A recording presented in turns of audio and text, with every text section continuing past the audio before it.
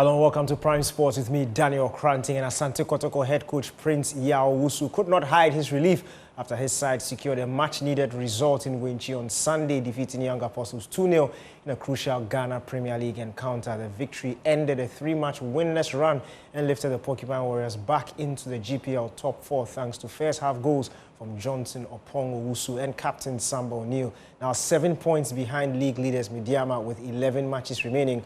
Kotoko boss isn't giving up on the league title. There was a pressure. The players themselves, they felt it.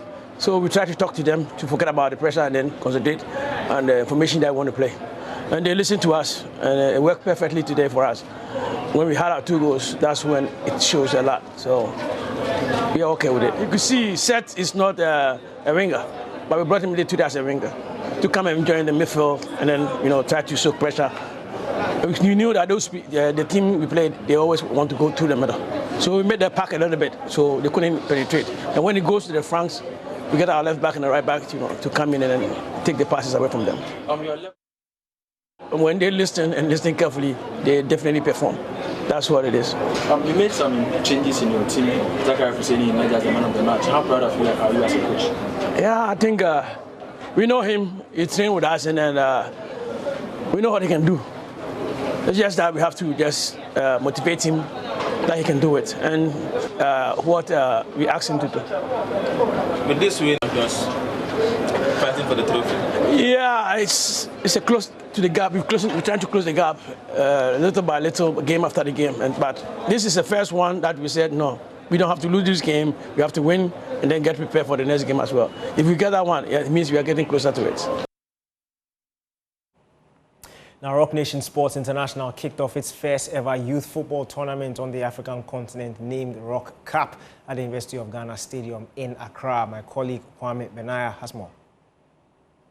The 6-day competition, which began on Monday, February 23, at the University of Ghana Sports Stadium, brought together 10 elite youth teams from 5 countries: Ghana, Cameroon, Nigeria, Cote d'Ivoire, and Guinea, all competing in a round-robin format. The tournament marks a significant step in the organization's recent expansion into Africa's football market.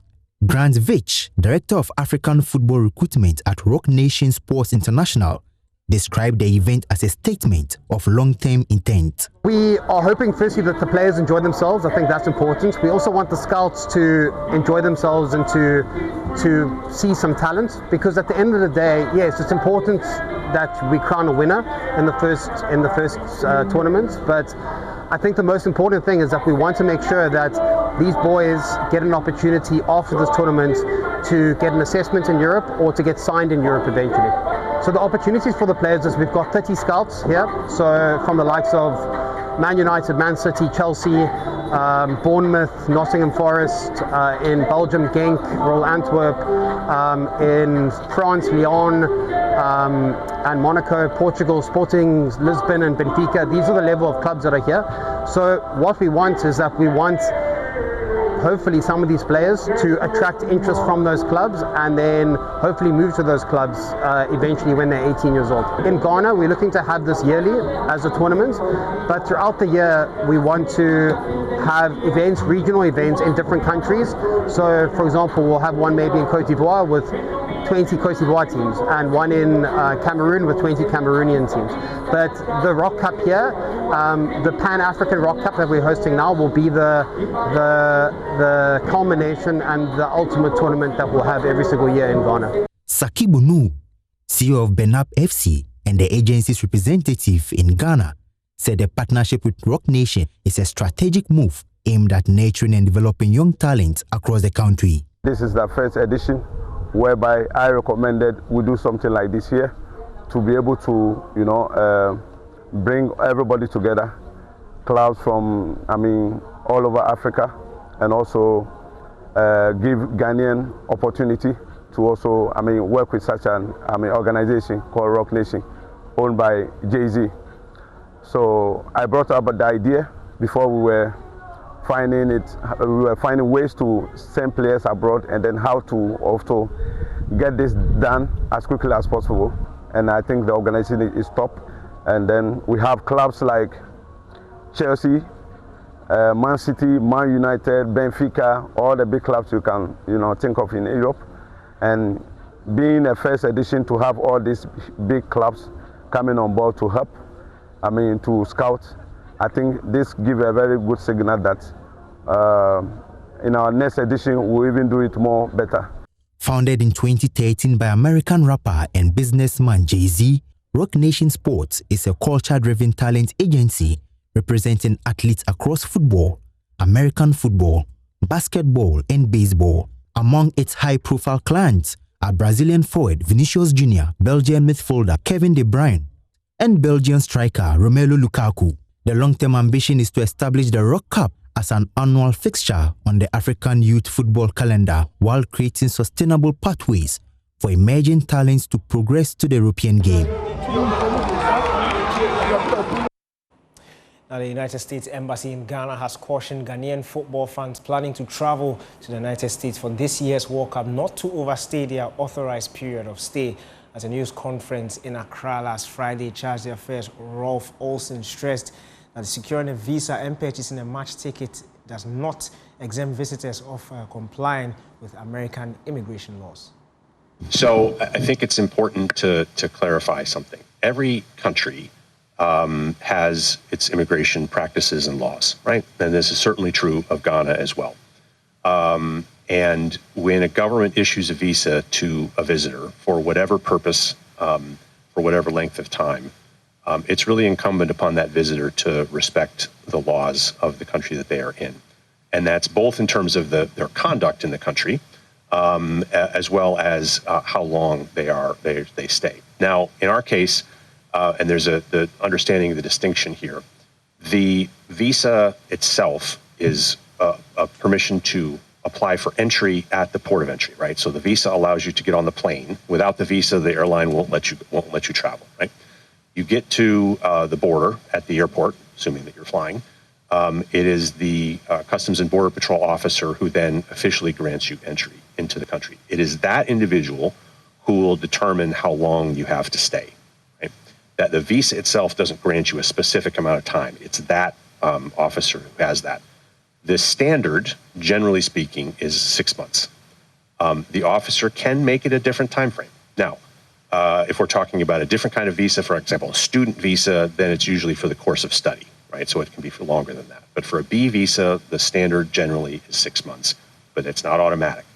So it is incumbent upon whoever when you are granted as a visitor that amount of time that the CBP officer gives you. If they give you 90 days, you have 90 days, you have 3 months. If you, again, have the 6 months, 6 months is a long time. And I think we can all agree that 6 months is enough time to go watch some World Cup matches, spend some time with friends, go on a vacation if you wanted to do that, and still return. And I think another thing important to emphasize here, remember that with Ghana, we have validity of 5 years and multiple entry. And most visas that are issued, and it's in this case too, the consular officer, can limit the validity of a visa. It is in their power to do that. There is no automatic 5-year multiple entry. But that is generally the standard, and we generally apply that for most travelers. So you'll have the opportunity to go again if you wish.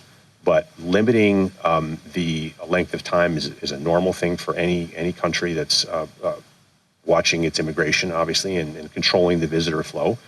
And so we very, very strongly encourage people and expect people who are granted a visa to go to the U.S. and observe the terms of that visa from the length of time they're there to what they're actually doing.